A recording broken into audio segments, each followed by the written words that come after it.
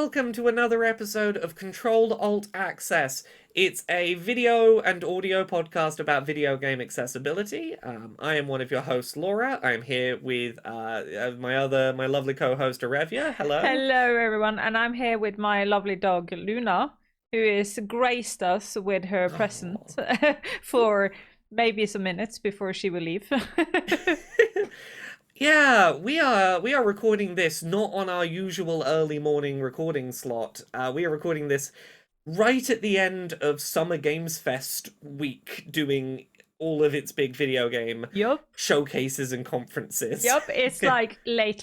It's late. Yeah. We are recording this like literally minutes after Ubisoft's showcase ended, just in case Ubisoft did anything accessibility wise. We gotta make sure we don't miss anything before we talk about all of the video games that several days have been showing us all. It's been a wonder being a gamer this week, though.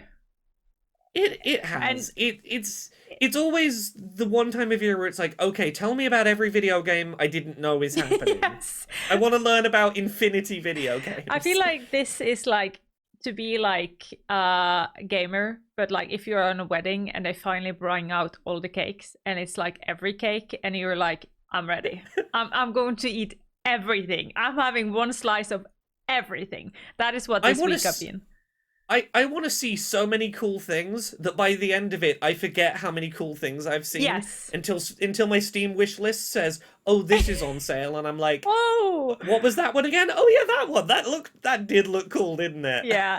Normally, we start this podcast with talking about what we have played and like things we have seen and done the last couple of weeks. But today, we're going to just go and talk about Summerfest and the Game Fest, and then we're going to do the news. A roundup, and then in the end have the normal questions and answers and all that jazz. So what showcase have you been seeing this week?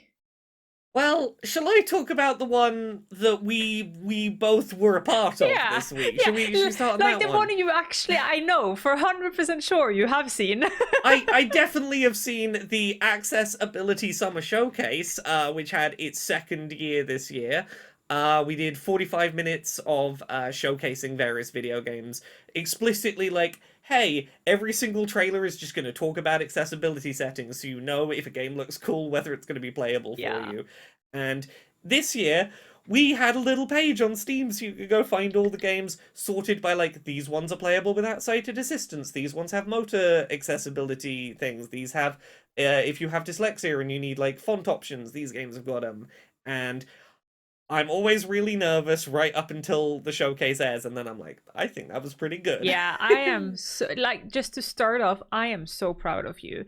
The work you have put into it, the games you got to show, the people you have gotten to like promote and like talk about it. Like, I am proud of you. This was really, and the Steam page, this is so professional. I am over the moon. I was so happy. I streamed it with my community. People were in there. We were just hyping you up. It was so cool. So, oh, thank you. Really well done. I'm glad it went over well, and my favorite thing about it is still the fact that we managed to have 50% of the games shown were playable without sighted assistance, and I'm like, yeah, I managed that this time. So yeah, I'm pulling up a list so I remembered to talk about the things of everything that got shown at the showcase this year. I'm pulling up the Steam page because that's how I can find. That's what I'm doing as well. So picking some ones at random. You introduced Whitethorn Games because Whitethorn Games had a couple of things here. They had Magical Delicacy and Slime Heroes, as well as doing a little like 3-minute. Do you not know where to get started on accessibility in your games? Here's like a really quick primer on where you can get started. Do you have any thoughts on either of Whitethorn's games? Magical Delicacy, because they have, as I said in my like little intro, they focus one thing on like cognitive accessibility, and as I've said, and I've said this a million times, I'm a broken record at this time. Us with cognitive needs, we are forgotten a lot of times. And then when they said that Magical Delicacy had like this possibility where you could just make platforms never disappear, so that you don't need to do quick time events, and you don't need to, like, if you're stressed, you can just, so there is no platform that would suddenly go away from underneath your character. Yeah. And just like small things like that, it just makes me happy. I saw that, I gave like an audible like gasp at my stream, and it was really, really cool. Well done. And I also really, really enjoy the artwork. It reminds me of Spirit Fair. And yeah, there's a lot of games in general this year who gives me Spirit Fair vibes and Ooblets vibes. Yes. And like Ooblets is a game it doesn't get enough love. I know, Ooblets. and it's actually quite like accessible in its own way, and it's like yeah, so Ooblets shook the world some years ago, and it seems like so many people has been inspired, and now their games are coming out. Yeah.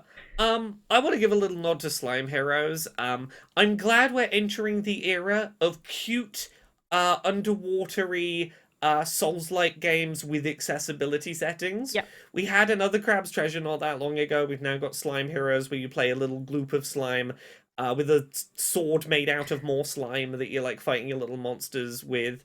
And one of my favorite things they've got in there that feels relevant to the conversation that Whitethorn Games had about like how to think about accessibility is the ability to just turn on visible hitboxes for enemies and attacks, so you can see exactly this is where the enemy can be hit and this is where their attack is doing damage, and like where the damage zone is, which feels like a developer tool that they just were like, oh yeah, we use this in dev testing, why not just leave it on for players?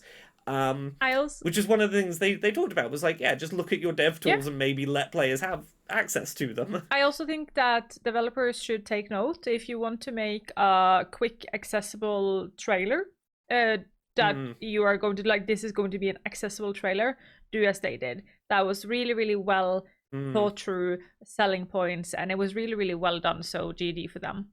I was also happy to see Videoverse is technically, so if anybody wants to play a game already, Videoverse is already out. So that is a game you can just like go and play now. If you are a millennial, you were on the early internet of scary internet time, you would love that game. It's one of my favorite games of 2023. It talks about a lot about disability representation. Highly recommended. Yeah, it is a game that I knew like it's already out there, but I was like, I want to give this a little nudge and a bit more attention, because it is a game that is accessible in a bunch of ways in terms of like readable fonts, self-voicing mode, things like that, but also a game that has representation of disability within its narrative is like hell yeah, exactly. And it's been done in a way that is actually like so without any spoiling or anything, they talk about it two ways of disability. On one side, where you can be happy and like see all the benefits with it and like be proud of your body and what it can be, but then on the other side, having this hate relationship to your body that you feel like never able to do what you wanted to do. And it touches on these subjects on like every one of us live in this constant back and forward with that, and they touch on it in such a delicate and wonderful way. Highly recommend. Yeah, that whole idea of simultaneously trying to be proud of yourself, but also like internalized ableism being a battle that consistently happens. Yeah, really, really, really good stuff. One that I am really excited about, and I really love their UI. Their UI is so satisfying, is Dawnfolk. Oh, yes. The little top-down grid-based city building game where you do little mini-games, which can be turned off, little timing mini-games to like chop down trees and collect your resources. That has like self-voicing again, which is really appreciated. But I know there are so many accessibility things with that game to talk about, but its UI is so nice. It it's tickles just my pretty. brain. Yeah, it's pretty, and all those dwarf romantica.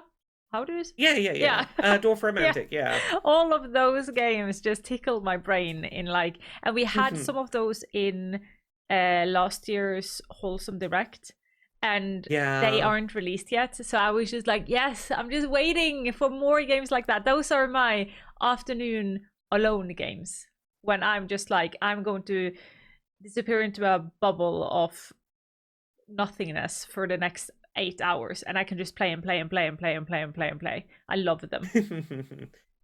Other ones I wanted to give a little shout to. Elsie from Playtonic Games, I was really happy to be able to show, which is a like difficult bullet hell side-scrolly shooter kind of Metroidvania game that has a bunch of motor accessibility stuff for things like increasing parry timing windows and stuff like that. But the one that I really love is because it's a very colorful, visually stimulating pixel art game. Yeah. They have a bunch of settings for like, do you want to dim the background, turn the background off entirely, reduce screen shake, reduce particle effects? Do you want to like reduce a bunch of the stuff that is going on, put an outline around your character, just make it easier to see That one who I are you really, and what are really you liked. shooting? Yeah. And again, it's one of those where it's like a game that you wouldn't look at and immediately assume would be accessible that has made a lot of effort. And I'm like, yeah, that's always exciting to see. Yeah. I think also the last one I want to point out is Upheaval. And the reason why that is because the developer actually commented on one of my Twitter posts before this. And I recognized their game because I had a tweet out that did really well. It talked about is actually using... Is cheating in game okay if it is for accessibility reasons? And they commented and say like, I have actually put all the cheats I know and can think about in the game. So if you need them, you can just use them. And they don't feel like a cheat, but they are like, yeah. And I love that because I am living for the fact that cheating in single games is never cheating. It's just having fun in your way. Exactly. There's a whole bunch of other games. We won't go through every single one of them here, but go watch the showcase. But I'm so happy it turned out so well, and I want to say a big thank you for the coverage that it's received. In particular, Eurogamer wrote the nicest fucking piece about it. Excuse my having used a swear word there, but both last year and this year, Christian Donlan at Eurogamer has written really lovely pieces about like really bigging up the showcase's importance, and I'm like, oh, thank you in particular to him but to also to everyone who's written about it, because it's really nice to see the big game sites acknowledging like disabled people want to know about games they can play too, and I'm glad it's catching on. Yes. Shall we go over to Wholesome Games? They did a really cozy one. They have 70 games this year. Yeah, they sure did have a lot of games this year. Yeah. What were your highlights of the Wholesome Games this year? I have so many, but like I am a sucker for anything water related. Like when it's like anything that is in the sea, on the sea, and it's so weird because I have so motion sick problems, but I just can't like. So Boris and Crab God, especially Crab God.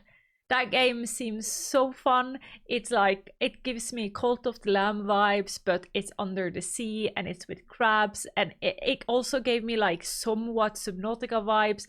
And I'm just like, I'm here for it. I'm here for it so much. Yeah. Yeah, where do I even start with the Wholesome Direct? There were too many games, and every time I'm like, drowning in them. One that had a really lovely art style was Culibra and the Souls of Limbo, which seems to have like a sort of Paper Mario aesthetic to it, but with a your main character is like a sort of skeleton of a dragon. Yeah. All of the color palette stuff used in that is really gorgeous. I want to know more about it. I have a demo downloaded for it, and it's on my list of things to give trying a play this week. It seems sweet and funny, and I'm excited to be able to give it a go. Yeah, and I'm also really glad to see that we have a lot of cultural games, like games that portray another culture than American culture. And Rooster, I found so nice. I loved to see like the Chinese culture being represented. We had the Usagi-shima, which were more Japanese. There was just a lot. I can't remember the name of all of them, But I think that is really, really nice because I love that. I love, as somebody who loves traveling, but traveling isn't accessible all the time due to health and money. Just like feeling you get sort of like a insight in Mm. somebody else who has just a different way of viewing the world than you, and I absolutely love it. Like I played Venba last year, Oh, such a lovely game. Denver Chia, was one of my favorite games of yeah, last year. Yeah. Chia learned me so much last year. Like it was such a fun way to learn about history and understanding a bit more, and it's just wonderful. So I'm really, really looking forward to that. And yeah, Yeah, like I know it's slightly jumping around, but on that note of being excited about the seeing as many games were shown as they were from like different cultures, I really appreciated the Latin American Games Showcase yeah, I didn't that catch happened this that one. week. What was? Can you give me Um a rundown of like what was really, really good with Yeah. that one? So, just speaking generally about it, I think it was the best paced of the showcases this year. Ooh. I thought they did a really good job of keeping up their pace with it. They did little intercuts of talking to people about cultural context and reference points that influence some of these games that might not be immediately apparent to you if you don't live in some of those countries. And it was really nice to see the sort of game development scene touching on things that were really unique culturally. Some of the games from that looked really good. There was a game called Dungeon Drafters, which is like a top-down turn-based strategy RPG that's also a deck builder that had some Ooh. absolutely gorgeous like anime pixel art stuff going on with it. There was a game called RKGK, which is a sort of um, third person action adventure game that's very colorful where you're doing graffiti all over the place. Reminded me of something like Hi-Fi Rush in terms of its very colorful, very flashy in your face aesthetic for a third person game. I took a um look into the list right now, and I found a game called that just catch my eyes at once. It's called Desvel Desvelado. Desvelado. oh, yes, I remember the name. Love the style. Turn off the light, dodge the ghost, and go sleep as soon as you can. And the two-handed crafted 2D platform experience. In this vampiric precision platformer, mm, you will overcome challenging puzzles and deadly yes, this is the one enemies. with the cute little bat person. Yeah, Yes. absolutely love the style, and it has like Yeah. this cartoonish style. That's really cool. There was a couple of really good looking ones from there that were like very rooted in cultural stuff.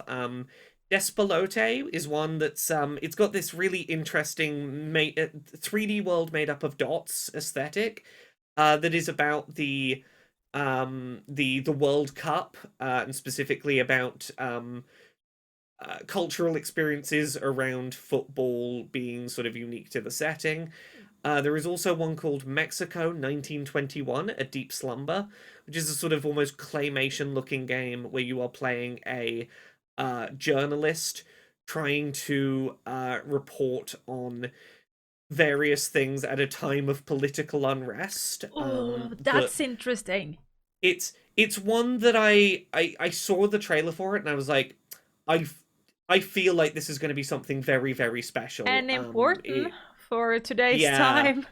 it has a demo and I haven't had time to try it yet, but it is on my list of I need to prioritize checking it out. It looks real important. Um so yeah, that the Latin American showcase was definitely one of my favorite ones. I think turned out great. Did you watch any of the other showcases? I did watch Xbox and Yeah.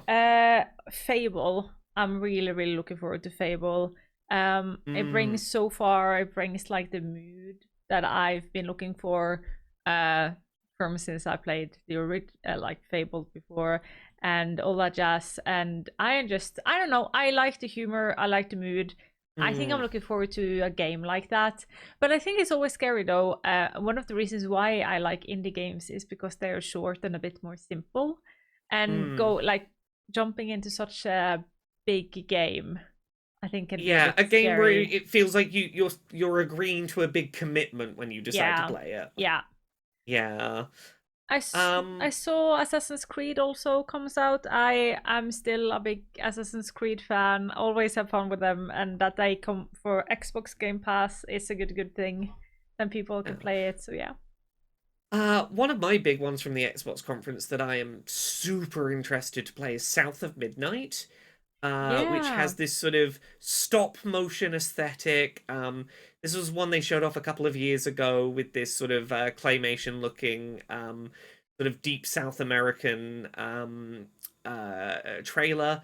And now that they've shown gameplay of it in action, it seems like it's playing around a lot with like folklore ideas, and the music in that in particular was like, I can't point at another game that has music that sounds the way that South of Midnight does. Yeah. And that's always really exciting to me, is to be like, cool, let me hear bits of art I might not otherwise hear. Other than that, at the time we're recording this, all that's been is that the first little trailer, not the gameplay, but I am so excited about Dragon Age. Yeah. Dragon Age is coming, Yeah. and it looks really cool, and I like my BioWare RPGs. Even when other people don't always like them, like Mass Effect Andromeda, I rarely find a BioWare RPG I don't enjoy. I think the two from that one I am looking forward to the most is actually Mixtape. That's the first Oh, one. yes. I am like used to be this teenager that was goth and into metal music and rock and all that, and just listening to the songs. I have so many good memories from like the summertime when I was a teenager and just hanging out with friends outside, doing nothing, doing everything at the same time. So I was just like that. Like once I felt a bit old when I saw it, because I was just like, oh yeah, in the good old days, and I was just like, oh, I'm there. I've come to that part in my life. But at the same time, Yeah. that just looks like a vibe. I can't explain it. It's a vibe. It looks like a really fun, light-hearted, interesting game, and also it's got like the Smashing Pumpkins Yeah. and stuff in the soundtrack, and I'm like, oh yes, for me. For those who didn't see it, Mixtape will have like they have bangers from like the everyone from the early 2090s and early 2000s. That it's just going to. I have no idea how people are going to be able to stream that game without having extreme problems. I hope they have a stream safe thing. If not, that game can't be streamed. The bar got set really high by Hi-Fi Rush last year. Yeah. That game had an entire, like, every boss fight in that game that had like licensed music also had an incredibly high quality piece of original music that fit the same pacing for the music rhythm stuff. Yeah. That game had such good original music. I'm like, oh, I've been spoiled. I'm not going to be as happy about other streamer modes since now. But the one that like the next game that like surprised me the most, I think, was Winter Burrows, because it gave indie games a vibe in the best possible way. It gave like a really well made indie game vibe, and I was just like, I want that one. It seems, because I'm all for wholesome games and I love wholesome games, but when wholesome games also go into and cozy wholesome games goes into being a bit scary, like Dredge or Subnautica, those kind of games, I'm just like, I want a game where I can go like, oh, this is so cozy, I love this, I want to play it for hours and hours. But at the same time, sometimes I want to like have to take up my feet off the ground because I'm a bit scary that something is going to nibble my feet. I was gonna talk about a game that I don't know if you saw this, but it feels like it hits that vibe. It's one from Devolver called The Crush House. No. So the idea of this is that you're like a producer on a like Love Island style reality TV dating show in the late 90s. So half of it is like trying to manage this like little romance reality TV show, but also something spooky and supernatural is happening, and you're like trying to catch evidence of it on the cameras and stop it happening. While it's this very colorful like dating sim house.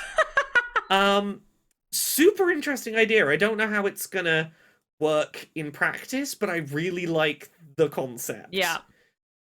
You watched the Ubisoft now. I didn't catch I that one. did, Was there yeah. anything nice there we want to point out?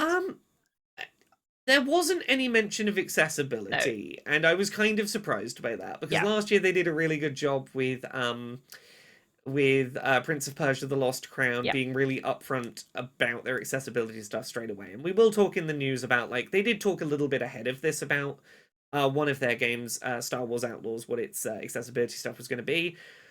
Most of what they showed, honestly, like, I'm not going to say it looked bad, but it was very as expected. Yep. Like, they showed Assassin's Creed gameplay, and I was like, you know, it looks like Assassin's Creed is Assassin's Creed, yeah.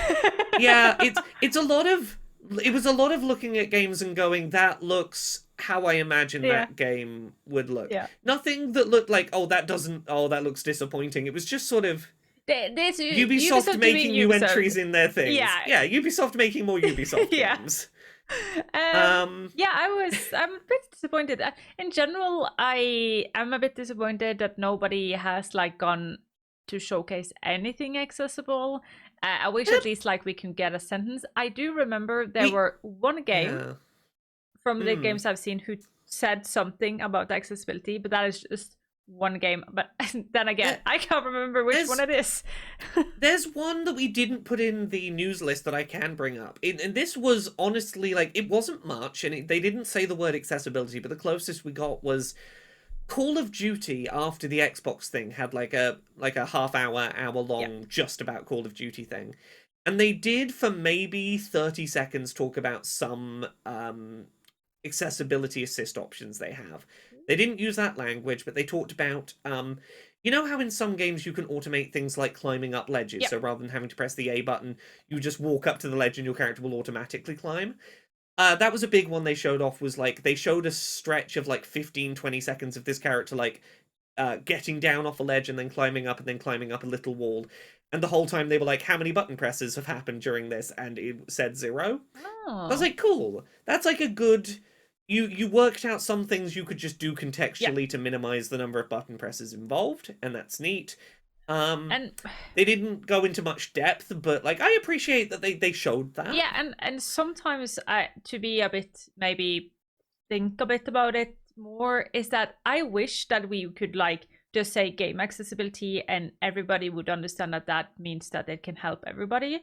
But I, from experience, know that sometimes when I say game accessibility, people just assume, oh, but then she doesn't talk about me, and then they don't actually pay attention because they don't look at themselves as a disabled gamer and don't understand that this is something that can help everyone. So possibly, but like, even if it was like for Call of Duty, for example, even if it had been like at the end of their hour-long thing, they'd used the last 2 minutes to talk about accessibility or something.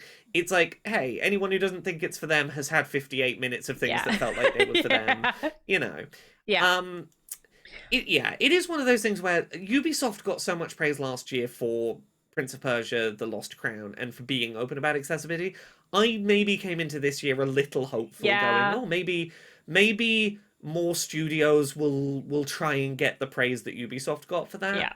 And like, I'm not surprised that it didn't happen, but I can still be like a little disappointed. Yeah, and we also know that Ubisoft are a studio in general that has been, some of their games have been highly focused on it, like Prince of Persia. They have been quite proud of it as well. So yeah, but it do be like that sometimes. I think the last thing I saw this week has been, I saw half of the PC Gamer, and there's 2 games there I want to point out that I just can't wait. Among the Wild. Again, I think I am a simple girl at heart. I see a cozy, cutesy game. I see a game with a bit of horror, and I'm just like, well, I'm sold. And that one I find was like really, really cute. It's a crafting, creature collecting game. And it seems to be whimsical, but also have a bit of, not seriousness, but actually have something to do. It's not just whimsical. And I like that. And of course, just for the fun, Ale Abbey in Bear with Trust. Simulation and building game management. Like, oh, I love that. It gives me almost RimWorld vibes, and Yeah, I love myself a managing game, management game. Yeah. There wasn't a lot in the PC gaming show that stood out to me, but there's one that I really like the look of, called Crescent County. Yeah. That is a like a street racing game, but it's very colorful. You're all young, colorful witches on broomsticks doing your sort of like late night street races. But it's also clearly very gay. Oh yeah, we like It ourselves some is gay it is games. it is lesbian broomstick street racing, and Yes. everything about it screams that it is for me. Yeah. It's one of the few times that there was like a developer interview during the PC gaming show where the developer who was talking, I was like, "Oh, you're avoiding saying some of the words, but I know what you mean. Yeah. Yeah. I understand what this game is. You're doing the knowing nod and wink where I'm like, Yeah. this is for me, not the RTX 4070 gamer bro boys watching, and I'm excited." Oh, I need to see that just to see that. That's brilliant. I'm glad to hear. Yeah. Yeah. I'm sure there is other stuff that we saw. There's too many Yeah. games. There's so many games. We but already there's been talking a lot, so yeah, it's Yeah, there we go. That's half an hour Yeah. of a bunch of things we saw that were pretty cool Yeah. that are worth checking out. we will most likely mention these games if anybody in the audience know anything about the accessibility in the games that wasn't part of the accessibility summer showcase and like want to talk about it when it comes out and stuff like that. Let us know so we can like pull back the strings and like talk about it again when we know a bit more, and we most likely will do that when we get some more insight about the accessibility in those games. Exactly. So with that said, should we head to the news? Yes.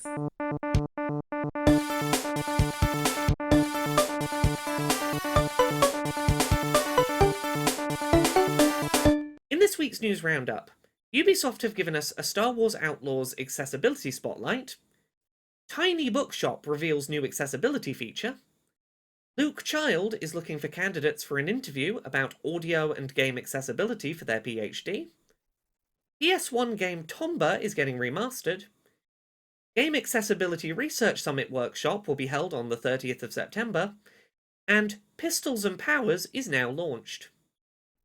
Yes. Shall we start on the top as we always do? Yeah, let's start at the top because we kind of talked about this one earlier. Yeah. Star Wars Outlaws Yeah. has an accessibility spotlight. It's really, really cool. Yeah, tell us about this. What accessibility stuff is in Star Wars Outlaws? I I was have going to call it Outlast. I'm like, that's not quite right.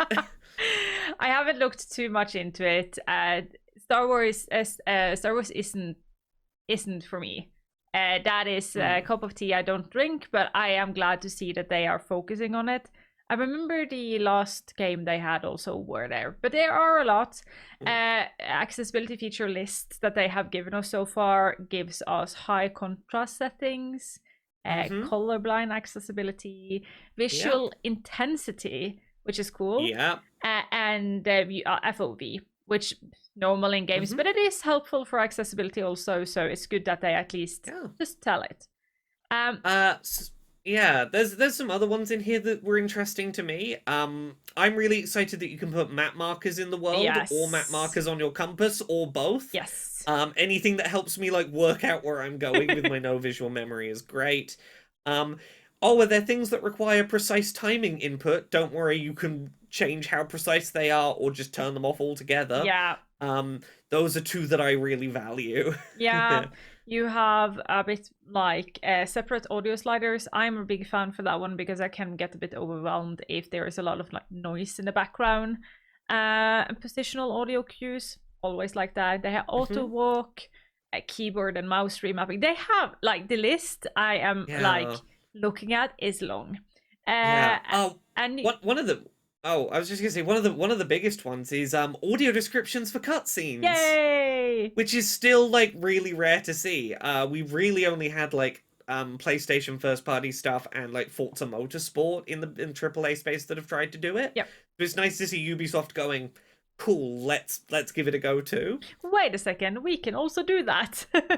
Yeah. Ubisoft have put this whole list out on their website, so if you have any like wanting to go and see for yourself to see if this game can be accessible for you, you do that. There is a big document.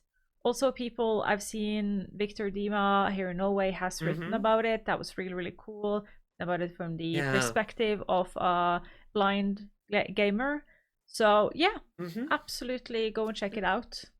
I also really appreciate that they didn't just do the list of the accessibility features, but they also have an interview where they're like, yeah, they talk about some of the decisions they made and why they made them and sort of put them into context, which I always really appreciate, because sometimes that can explain it a bit better than just a bullet point on a list. Yeah. And again, I feel like this is sort of the one of like, please, games, take a note. An accessibility feature that a lot of people forget is the accessible, like info being accessible. It doesn't help no matter how much game you have, how much accessibility you have in your game. You need to tell it to the audience. If not, it's useless, sort of. If your audience doesn't know your game is accessible, they won't pick up your game and find out it's accessible. Like, they need to know it's accessible to go get it and enjoy all those wonderful settings you put in. 100%. So do as Ubisoft.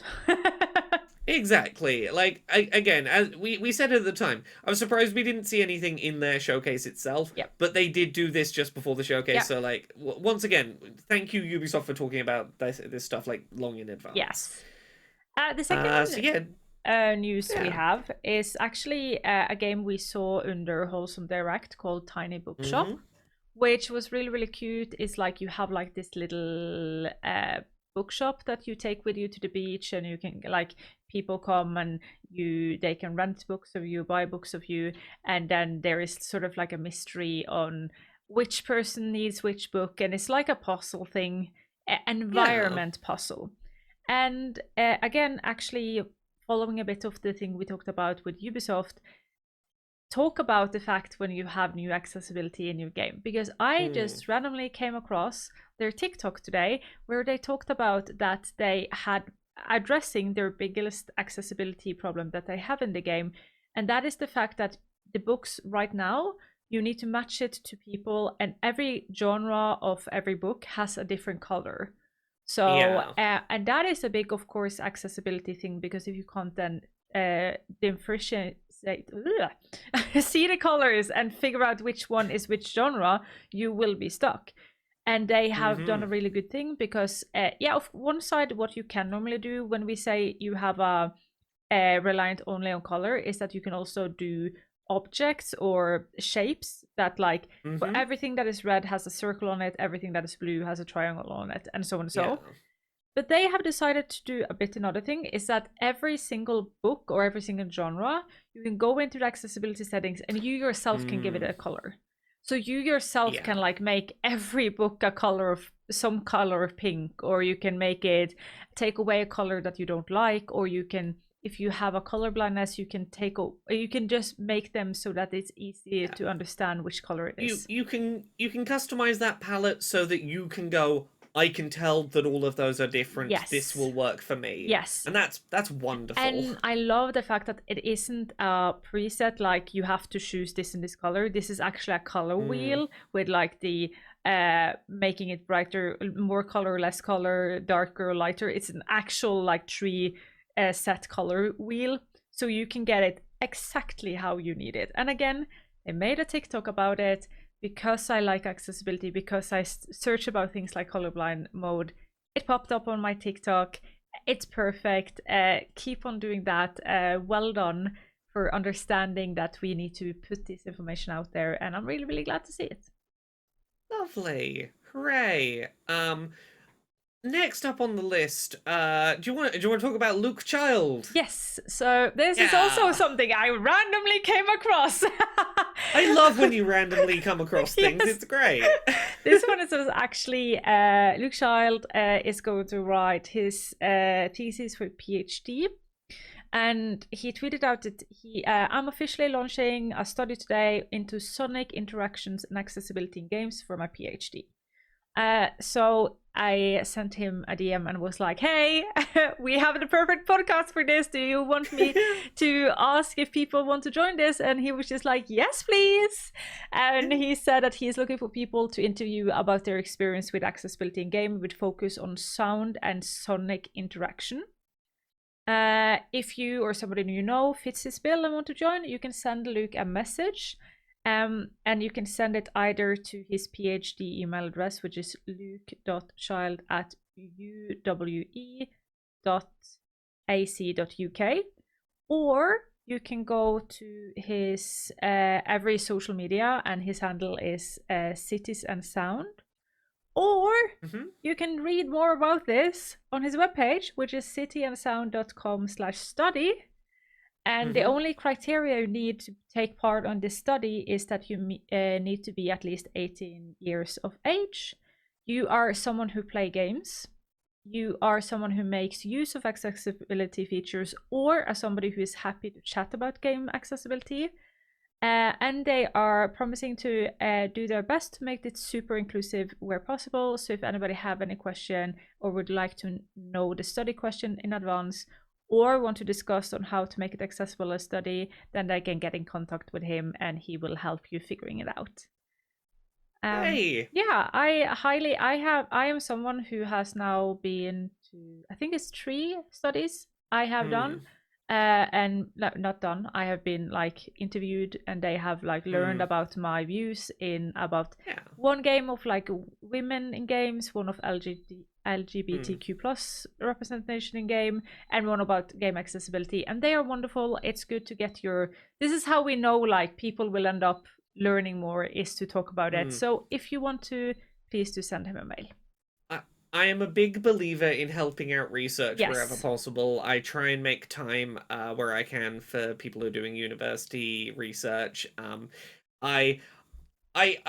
I love knowing that I have put some time into science knows a bit more, or education knows a bit more, because I helped. And and this also, if you've got the time, chip into these things. And this also, at least from a country where like government funding is a thing you can get a lot for when you do cultural thing like gaming.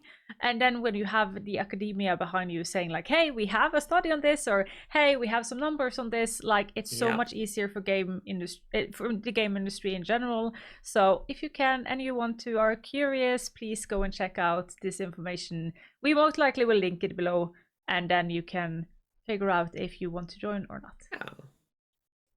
Okay, now tell me about Tomba. I understand this is a PS1 game. I don't know Tomba. Tomba's not a... Like, sometimes I will hear...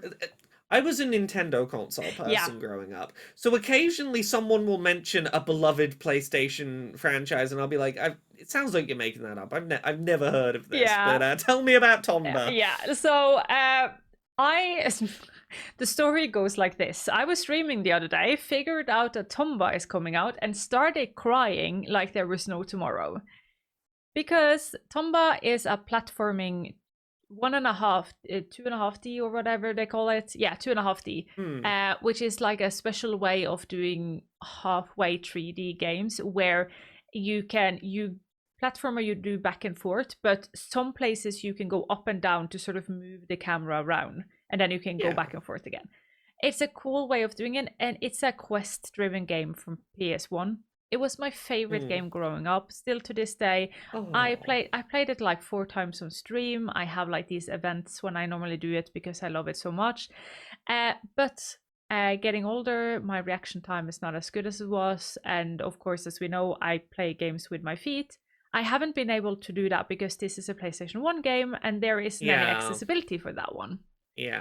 Which then is why I started crying when I saw this, because Tomba is being remastered. We knew this for a long time, but when I find it out now that it comes to the PS5, that means that I can use the access controller. And this is so important for me, because I actually thought that this, and I'm getting actually a bit emotional just talking about it, I thought that this childhood memory was lost for me. I thought that this was some part of my childhood I would just have to say, okay, that was a good memory, but I have to stop thinking so much about it because it makes me sad. And I realized there that, hey, they remastering this game makes it so that I now can have fun with my childhood game again. I'm so happy to hear that. That's such good news. It is. And they also added some more accessibility options. At least the only thing we know so far, because this hasn't been that much information. And to be honest, I think that it's going to be quite a true remastered from the original ones. I don't think we're going to get that much more. But the things we have now is that you can save anywhere. Before, you can only save at the start of a level. And it's also they will have a rewind function, which they told was where if you are stuck on a difficult challenge, you can try again. The game was hard. I can't play games of a certain age from a certain amount in the past anymore without rewind features. It's one of my favorite things about playing games. Like if I ever play old games on the Switch via Nintendo Online, and I can just rewind like 3 seconds to before I fell off a gap and not have to redo 20 minutes of work. I love when that is offered in games, and I'm really happy when like remasters do it. It's like, thank you. Yes, and this is sort of one of I know there has been a lot of criticism of like, oh, they're just remastering old games, but this is why it's so important for a lot of us that they are remastering it so we can actually access it again. And I'm really, really happy about this. I can't wait to play this game again. And sort of Tomba is such a weird game because it's like, if you have heard about it and played it, like if you actually play the game and not just a demo, because I think most people know it from the PS1 demo disc.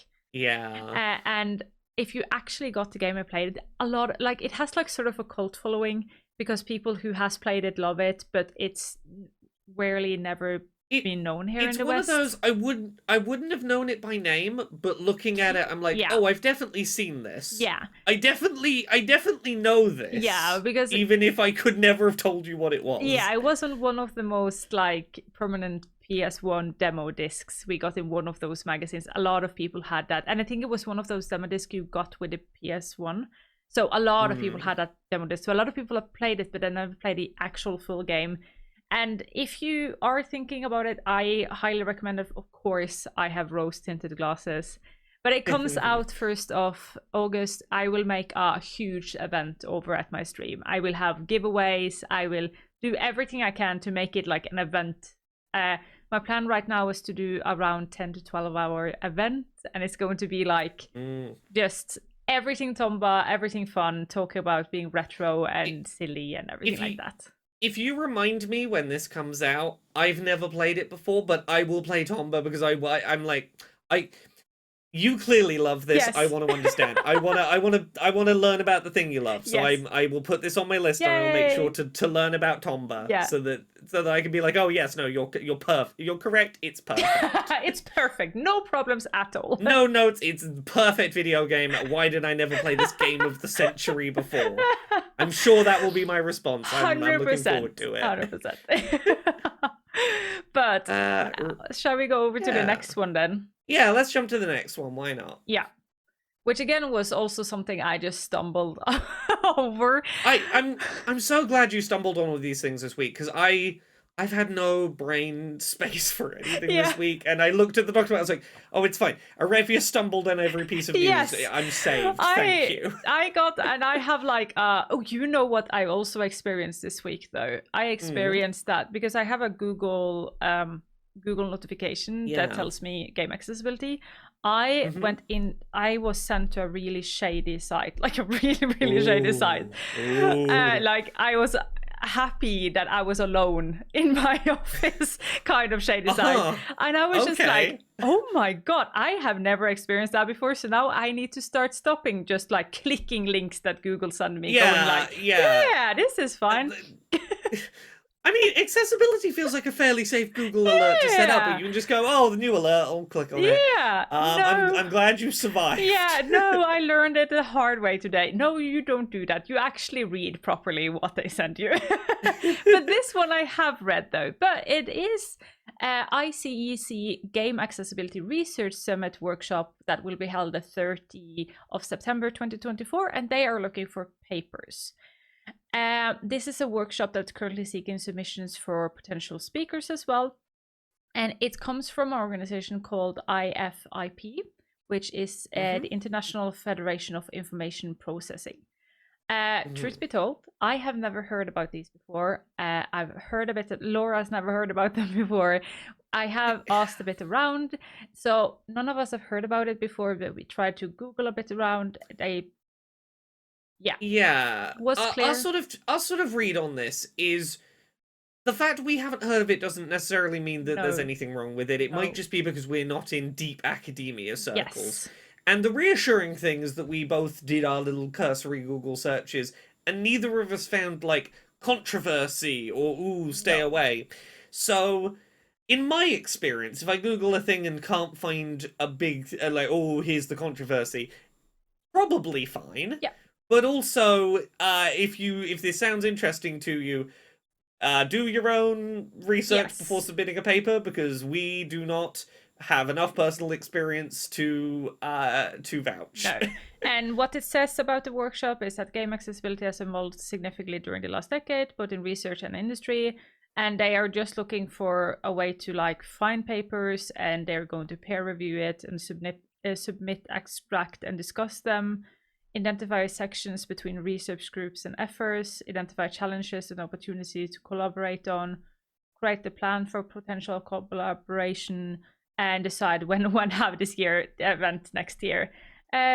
You guys can also go into their website and see if you find this to be interesting. And as we talked about before as well, we really enjoy when game accessibility ends up in more academia, because it validates it, it legitimizes it, and I enjoy that. I think it's a good thing. Yeah, even if neither of us is sat here on an academic paper ready to submit, I'm sure we will keep an eye out for this happening to then go, cool, what academic papers can we read about now? Yes. And learn about.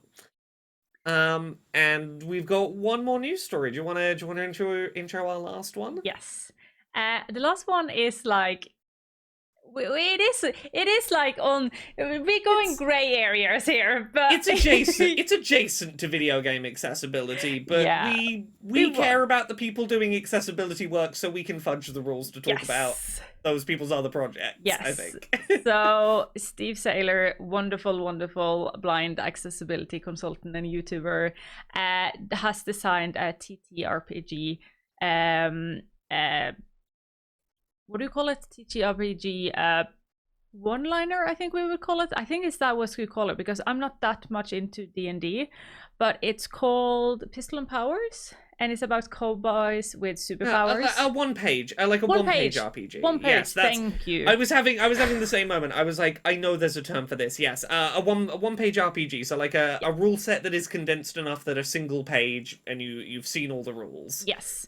And he is the game designer and dungeon master for the show Dungeon and Disabled. If you love D&D and want to have somebody to watch, highly recommend checking them out, because there's a lot of wonderful people there that does Dungeon and Disabled. I think it's really cool, because when you have like, you need people to talk about their experience and how they navigate the world and the game that is this. And I think it's really cute, cool. And congratulations to them to actually release this. I'm excited to check out Pistols and Powers. It is about cowboys with superpowers, and cool. I love one-page RPGs. I will frequently do little one-shot campaigns of them. I'm on a Dungeons and Dragons podcast called Dice Funk, and I will often go find a one-page RPG to do just like a little one-shot campaign with. I like writing my own little one-shot RPGs.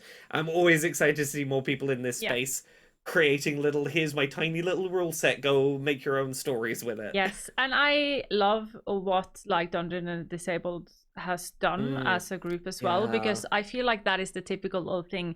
If they aren't going to make a space for us, we're going to make our own table.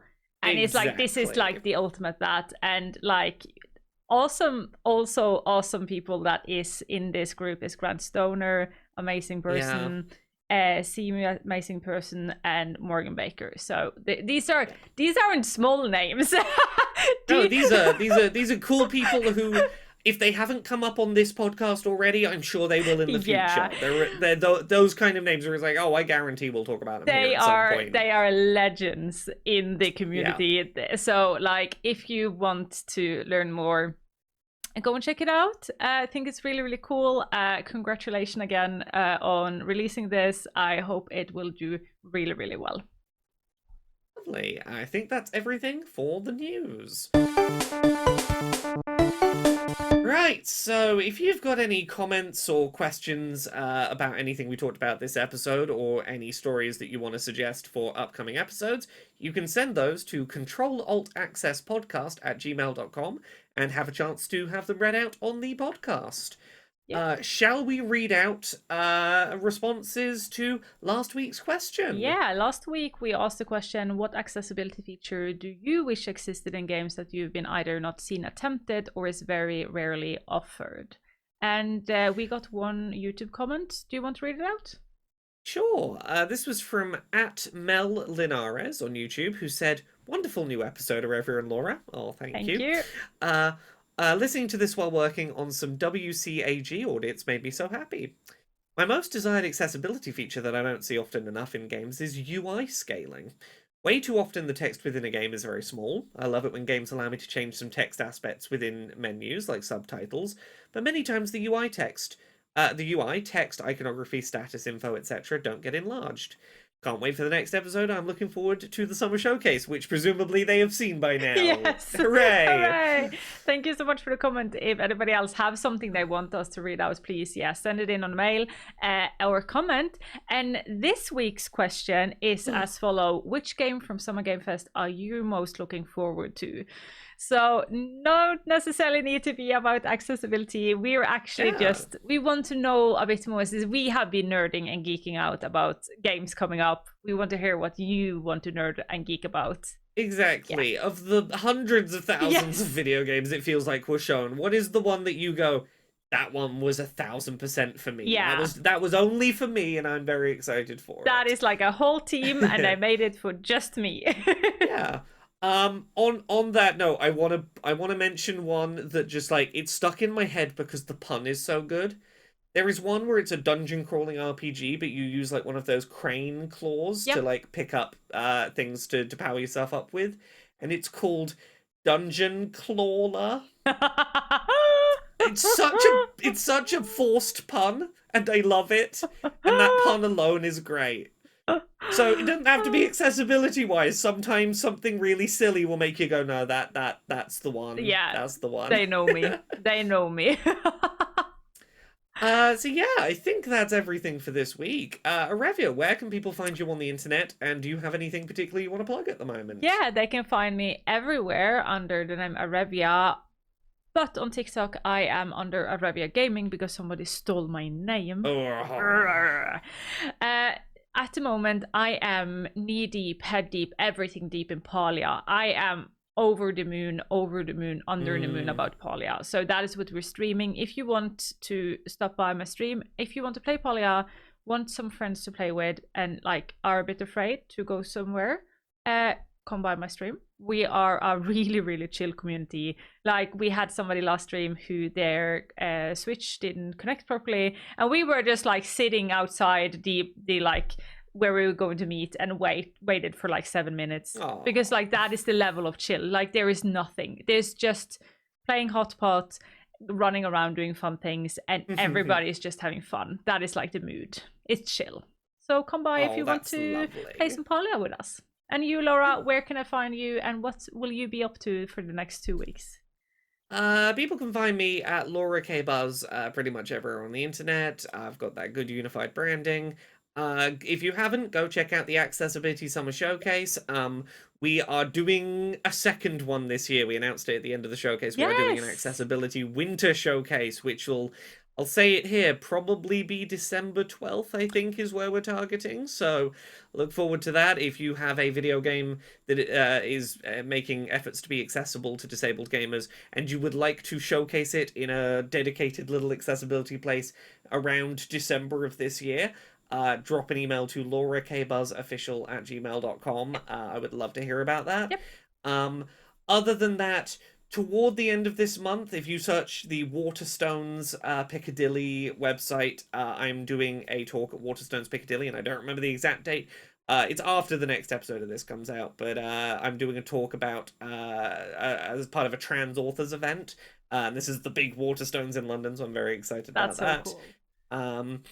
I think that's the big ones. Other than that, I will be on Twitch Mondays, Wednesdays, and Fridays at 10 p.m. UK, 5 p.m. Eastern, 2 p.m. Pacific, streaming a whole bunch of demos from Summer Games Fest. I Yes. downloaded like 30 game demos, and I'm slowly going to work my way through trying as many of them as I can to give a lot of cool little weird games a try. Awesome to hear.